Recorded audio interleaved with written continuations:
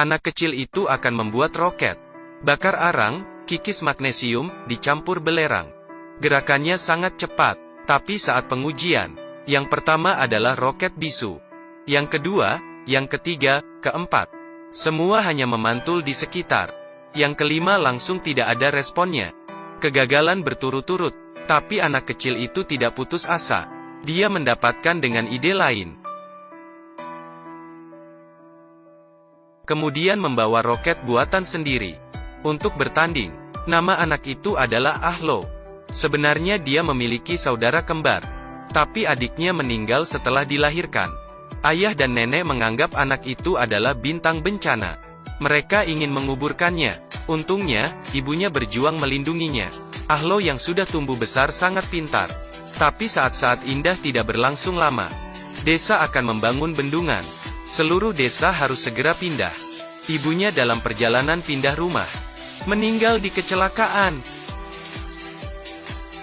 Sehingga tidak ada seorang pun yang melindungi anak itu lagi. Saat di desa baru, anak itu seperti gelandangan. Tiap hari hanya bersantai. Dia bertemu Kia dan Purple. Dia juga menyebabkan banyak masalah. Malamnya, anak itu terlebih dulu memutuskan aliran listrik. Sehingga dihukum oleh penduduk desa. Siang hari, tidak sengaja menjatuhkan kuil dewa. Sehingga menyebabkan salah satu kuil itu terbakar. Hal itu membuat penduduk desa menjadi emosi. Penduduk desa yang marah, membakar rumah semi-permanen miliki Ahlo. Hingga habis. Anak itu bersembunyi. Tapi para penduduk tidak memutuskan untuk memaafkannya. Mereka menyita semua transportasi pribadi. Untuk menemukan anak itu. Untungnya, Purple memiliki hubungan yang luas. Dia menemukan mobil yang mengangkut roket. Dan memberikan sedikit uang dan berhasil melarikan diri. Kemudian dengan motor kecil, mereka tiba di tempat tinggal yang baru. Tapi di sini tidak aman. Dua anak kecil, menggunakan sampah, untuk bermain bisbol. Tiba-tiba, Purple menahan bola yang dilempar Kia. Kemudian melempar bola itu sangat jauh. Rupanya, ini adalah bekas rudal yang ditinggalkan Amerika Serikat. Terlihat seperti makan. Dalamnya penuh dengan peluru. Sedikit keliru akan menjadi saringan. Dan di sini, masih ada tersembunyi banyak rudal begitu. Namun hari itu, anak itu menemukan mainan yang lebih besar di hutan. Betapa sialnya anak kecil ini. Saat dia lahir, dia membunuh saudara kembarnya. Seluruh desa direlokasi. Dia bersikeras membawa perahunya. Tapi karena jalan gunung yang terjal, ibunya terbunuh oleh perahu yang terpeleset. Di pedesaan Laos, kembaran dianggap sebagai bintang bencana. Jika itu seorang pria dan seorang wanita, maka harus menikah.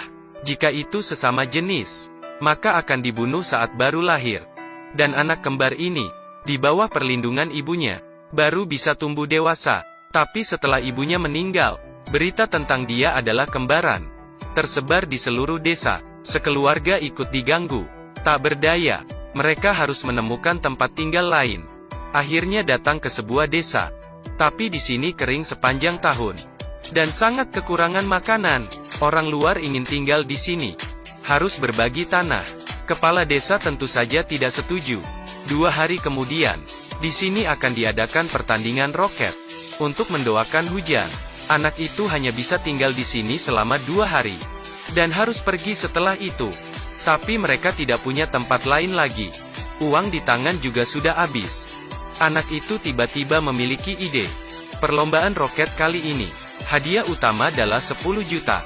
Jika dia memenangkan pertandingan ini, maka ada tempat tinggal. Tanpa basa-basi, anak itu mulai beraksi. Dia pergi ke pasar terlebih dahulu. Untuk tanyakan langkah-langkah untuk membuat roket. Sangat gampang, hanya perlu peledak, kepala dan ekor roket. Dia menyuruh gadis itu menarik perhatian penduduk desa. Lalu dengan kesempatan ini dia mencuri ekor roket. Lalu memotong bambu untuk membuat kotak. Terakhir hanya sisa bahan peledak. Dia pergi ke daerah terlarang. Melihat sebuah rudal besar. Dia perlu untuk mendapatkan beberapa bahan peledak. Tapi tidak peduli apa yang dia lakukan. Dia tidak bisa membukanya. Akhirnya dia melempar dengan batu. Dan pergi. Tapi tiba-tiba, kekuatan rudal Amerika Serikat itu menakuti anak itu. Anak itu tiba-tiba terpikir. Paman Purple pernah bertugas sebagai tentara di Amerika Serikat. Harus tahu cara membuat bahan peledak. Paman Purple memberitahu dia, selama ada kotoran kelelawar, ditambahkan dengan arang dan belerang, semua roket yang dibuat bisa terbang ke bulan. Tapi untuk terlihat bagus, harus menambahkan garam dan tembaga. Segera, semua bahan sudah siap. Kemudian adalah langkah pembuatan. Melihat pertandingan yang sudah mendekat. Tapi roket yang dibuat anak itu masih terus-menerus gagal. Ini adalah tempat peluncuran pertandingan roket. Para pemain sudah siap untuk melepaskan roket. Beberapa roket berhasil diluncurkan, tapi kekuatannya tidak cukup. Hanya sampai setengah sudah hilang, atau mendarat bebas langsung. Beberapa adalah roket buatan sendiri. Terbang setengah jalan langsung meledak. Ada yang lebih parah, meledak sebelum terbang. Dan roket anak itu masih dalam percobaan. Yang berikutnya akan bermain adalah ayah anak itu. Orang-orang di bawah panggung meneriakkan slogan-slogan. Ayahnya sangat semangat, tapi ayahnya ditakuti oleh roket di sebelahnya. Dia melepaskan tangan lebih awal. Roket langsung menuju ke pondok orang lain. Terakhir, ini adalah tim kejuaraan yang paling nantikan. Juara tahun lalu, diambil semua oleh mereka. Mereka mengikat roket ke landasan peluncuran. Ekor roket memuntahkan asap tebal. Kekuatannya membuat landasan peluncuran terbalik. Kemudian terbang ke langit. Terakhir, menghilang ke awan. Ketika semua orang mengira juara kali ini adalah mereka, anak itu menyeret roket buatan sendiri ke peluncuran. Tapi ada aturan untuk pertandingan roket.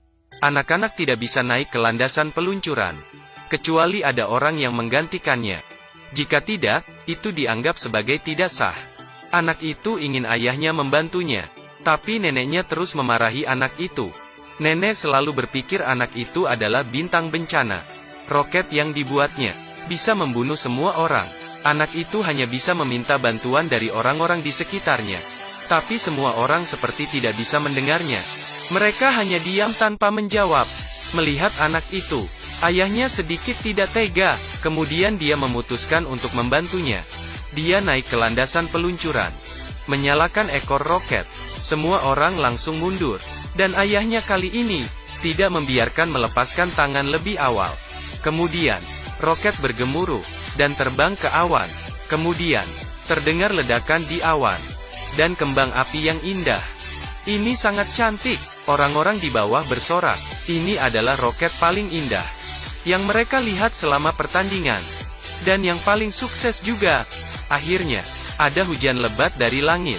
Anak itu berusaha sendiri dan memenangkan juara. Kepala desa memberikan bonus dan berjanji membiarkan mereka bisa tinggal di sini. Mata ayahnya penuh dengan kebanggaan. Neneknya juga mulai merubah pemikiran dia terhadap anak itu. Dia menerima anak itu sendirian, memenangkan martabat dan rasa hormat.